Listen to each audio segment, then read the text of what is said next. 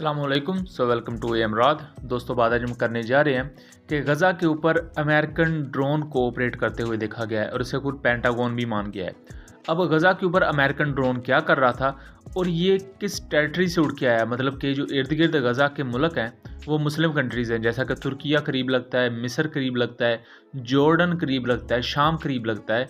तो इन कंट्रीज़ की air base से अमेरिकन ड्रोन्स उड़ते हैं और वो गज़ा के ऊपर सर्वेलेंस या निगरानी का काम करते हैं। अब इसके बारे में भी बहुत से मुतज़ाद बयानात मौजूद हैं, जैसा कि पेंटागन यानी कि अमेरिका के MQ-9 प्रेडेटर ड्रोन्स ऑपरेट कर रहे हैं गज़ा के ऊपर और इस वक्त गज़ा और इसराइल के दरमियान काफ़ी ज़्यादा क्लैशेस जारी हैं। 10,000 से ज़्यादा गज़ा के लोग शहीद हो चुके हैं, 20,000 से ज़्यादा लोग ज़ख्मी हो चुके हैं। इस तमाम सिचुएशन में अमेरिकन ड्रोन्स जब गज़ा के ऊपर उड़ रहे हैं तो सवालात ये खड़े हो रहे हैं। दुनिया में जो डिफरेंट डिफेंस एनालिस्ट हैं वो ये कहते हैं कि क्या अमेरिका भी गज़ा पर बॉम्बिंग करने में शामिल है, क्या अमेरिका इजरायली फोर्सेस की मदद कर रहा है। तो इस पर पेंटागन कहती है कि नहीं, हम इसराइल की तो मदद नहीं कर रहे, लेकिन हम यहाँ जो मुख्तलिफ होस्टेजेस हैं, जो मुख्तलिफ लोग इसराइल के हमास ने अपने कब्जे में लिए हुए हैं, यरगमाल बनाए हुए हैं, हम उनकी निगरानी कर रहे हैं। लेकिन यहाँ एक चीज़ बहुत वाज़ेह है, अमेरिका का जब तक कोई बड़ा प्लान या बड़ा मंसूबा नहीं होता जहाँ उसको कोई ज़्यादा चंक मिलेगा या उसको बहुत ज़्यादा कोई फ़ायदा होगा किसी चीज़ में, वो कभी भी अपने इस तरह के एसेट्स को इस्तेमाल नहीं करता। या होस्टेजेस को छुड़ाना तो शायद एक डिस्ट्रैक्शन हो, बुनियादी तौर पर यहाँ इसराइल की मदद ही की जा रही होगी। बहुत ज़्यादा चांसेस ये हैं कि अमेरिका अपने इन MQ-9 ड्रोन्स को इस्तेमाल कर रहा हो हमास के फाइटर्स की डिफरेंट पोजीशंस को बताने के लिए, और फिर ये इंटेलिजेंस से रिलेटेड जो मालूमात होंगी ये इजरायली मिलिट्री से शेयर की जाएंगी। लेकिन यह सबसे बड़ा क्वेश्चन तो ये है कि ये हमास के ऊपर जो अमेरिकन ड्रोन उड़ा है ये कहीं ना कहीं से तो टेक ऑफ किया होगा ना कहीं से तो उड़ा होगा, तो वो कौन सी जगह हो सकती है। इसराइल मेनली अपनी एयर बेसिस पर अपने फाइटर जेट्स को ही यूज़ करती है। इसराइल पहले एक छोटी कंट्री है, उनके पास एयर बेसिस भी कोई बहुत ज़्यादा नहीं है और वो थोड़ी सी एयर बेसिस में अपनी बहुत बड़ी एयर फोर्स को बहुत एफिशिएंटली चलाते हैं।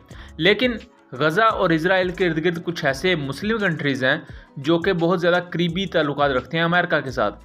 आप यहाँ उनके ताल्लुकात को गलत या सही इस वजह से नहीं कह सकते क्योंकि ये उन रिस्पेक्टिव कंट्रीज़ के मफादात के ऐन मुताबिक है। और आज के वक्त की जो जियो पॉलिटिक्स है, ये जो रियासतें पॉलिटिक्स करती हैं वो जज्बाती बुनियादों पर नहीं होती, वो अपने अपने इंटरेस्ट को देखते हुए आगे चलती हैं और अपने अपने मफादात को सिक्योर किया जाता है।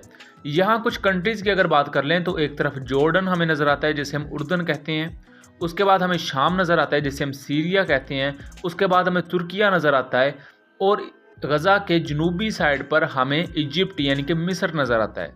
इस वक्त एक थ्योरी ये पेश की जा रही है कि ये जो गज़ा के ऊपर उड़ने वाले अमेरिकन ड्रोन्स हैं ये बुनियादी तौर पर मिस्र से ऑपरेट किए जा रहे हैं, और दूसरी थ्योरी ये है कि ये जॉर्डन से यानी कि उर्दन से ऑपरेट किए जा रहे हैं। अब उर्दन के बारे में जो थ्योरी है वो इस चीज़ को एक सबूत बनाते हैं कि रिसेंटली उर्दन की एयरफोर्स ने कुछ इमदादी सामान एयर ड्रॉप किया, यानी कि अपने C-130 ट्रांसपोर्ट एयरक्राफ्ट से कुछ इमदादी सामान गज़ा के ऊपर ड्रॉप किया, क्योंकि ज़मीनी रास्ते गज़ा की तरफ इस वक्त कोई भी नहीं जाते।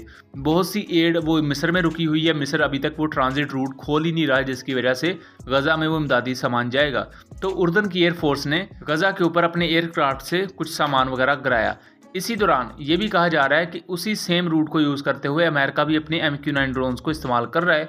और यहाँ मैं बता दूं कि उर्दन एक करीबी इत्तेहादी समझा जाता है इसराइल का भी और अमेरिका का भी, और इसके अलावा उर्दन यहाँ तक डिमांड करता है कि हमारे मुल्क में अमेरिका अपने एयर डिफेंस सिस्टम को ले आए ताकि इसराइल की तरफ अगर कोई बाहर से हमला हो तो वो हमारे मुल्क में काउंटर किया जा सके। और एक जॉर्डन का C-130 एयरक्राफ्ट बड़े आराम से इसराइल से गुजरता हुआ गज़ा पहुँचता है और उसे इसराइली एयरफोर्स कुछ नहीं कहती, तो ज़ाहिरी बात है ये पहले से प्री प्लान्ड चीज़ थी जिसको इसराइली एयरफोर्स ने इजाज़त दी हुई थी।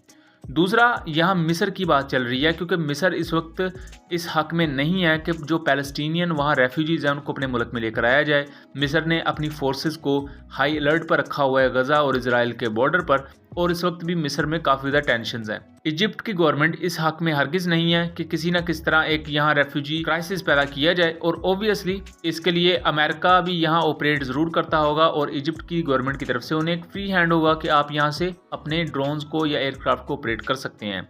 और यहाँ से MQ-9 ड्रोन्स प्रवास भरकर गजा के ऊपर सर्विलेंस करते होंगे और जाहिर बात है इससे रिलेटेड जो इन्फॉर्मेशन होती है वो इसराइल के साथ भी शेयर की जाती होगी। और तीसरा सस्पेक्ट यहाँ तुर्किया है, क्योंकि तुर्किया में भी कुछ एयर बेसिस पर अमेरिका के इक्विपमेंट को ऑपरेट किया जाता है। रिसेंटली वहाँ की एक एयर बेस पर जहाँ अमेरिकन चीज़ें मौजूद थी या अमेरिकन इक्विपमेंट मौजूद था, वहाँ अवाम ने हल्ला बोल दिया और काफ़ी ज़्यादा वहाँ मुश्तिल मुजाहिरीन ने तोड़ फोड़ भी की। अब यहाँ दो पर्सपेक्टिव आते हैं। पहला तो एक आम आवाम का पर्सपेक्टिव आता है जो कि जज्बाती होता है काफ़ी ज़्यादा, और एक हद तक वो इस चीज़ को कंडेम करते हैं कि अमेरिका कौन होता है मुस्लिम कंट्रीज़ की एयर स्पेस को यूज़ करने वाला या उनकी एयर बेसिस को यूज़ करने वाला। लेकिन इन्हीं मुल्क की जो गवर्नमेंट्स होती हैं वो मुख्तलिफ मफादात को देखती हैं। उसके अलावा जो रियासत के मफादात होते हैं उनको देखते हुए बहुत से फैसले किए जाते हैं। लेकिन बताने का मकसद ये है कि रियासतें इस चीज़ को नहीं देखती कि गजा में क्या हो रहा है। रियासत की जो पॉलिटिक्स है, ये जो ओवरऑल बड़े पैमाने पर जियो पॉलिटिक्स की जाती है वो बिल्कुल ही डिफरेंट लाइंस पर की जाती है। सेम अगर हम देखें तो गजा पर भी जो ड्रोन ऑपरेट करते हुए नज़र आ रहे हैं वो किसी न किसी मुस्लिम कंट्री से ही उड़ के वहाँ जा रहे हैं, या तो वहाँ वो अटैक कर रहे होंगे या वो जो हमास के फाइटर्स हैं उनको सर्विलेंस उनकी कर रहे होंगे, और ओबियसली वो सर्विलेंस फिर इजराइल के साथ शेयर की जाएगी। सो उम्मीद करता हूँ चीज़ें क्लियर रही होंगी। मिलेंगे अगली वीडियो में, तब तक के लिए अल्लाह हाफिज़।